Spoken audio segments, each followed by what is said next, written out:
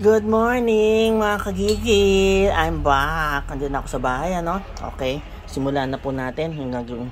Lulutuin natin for lunch. Bisa muna tayo ng bawang. Namiss ko to. Bango.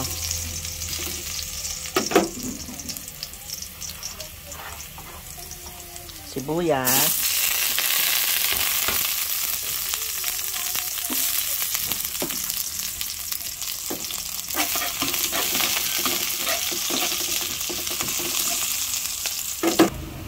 Yan. Sunod na po natin yung shrimp.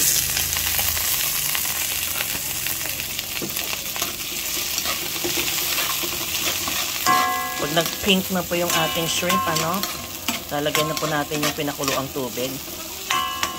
Lulutuin po natin sotanghon soup lang, Tapos, parisan na lang natin ng lumpiang Shanghai. Dapat po kasi manok ang ilalagay ko, kaya lang hindi ko napansin, wala na pala akong manok. Ay, senior moments. Meron ako nakitang hipon dito sa rep, kaya ito na lang isasahog ko. Ayan, dapat manok pero okay na ito. Ayan, lagyan na po natin yung pinakuluan tubig, Damihan po natin at sotanghon soup ang gagawin natin. Masarap yung humigop ng mainit na sabaw. Ayan. Pakuluan lang po natin yan, bago natin ilalagay yung ating mga gulay. Maglagay po tayo ng chicken cubes, Ayan, kumukulo na po, Lagay na po natin yung ating sotanghon. Ayan. Ayan, nilagay ko na po yung vegetables natin, Konting halo-halo lang po. At simmer ng mga 10 minutes para lumambot yung, carrots. Tapos okay na po na to, Tayo na lang natin. Ayan, tikman na po natin,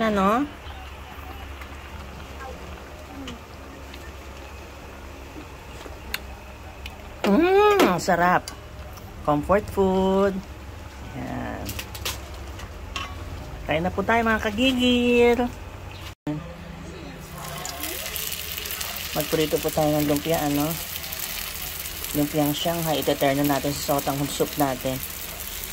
Ano pala to? Bangus. Bangus Shanghai. Bangus lumpia. Hindi po baboy, Masarap din kasi pag fish. Hindi puro baboy.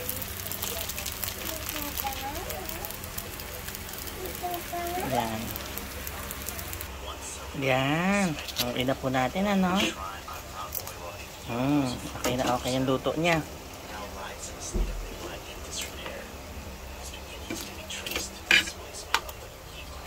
Wala na po.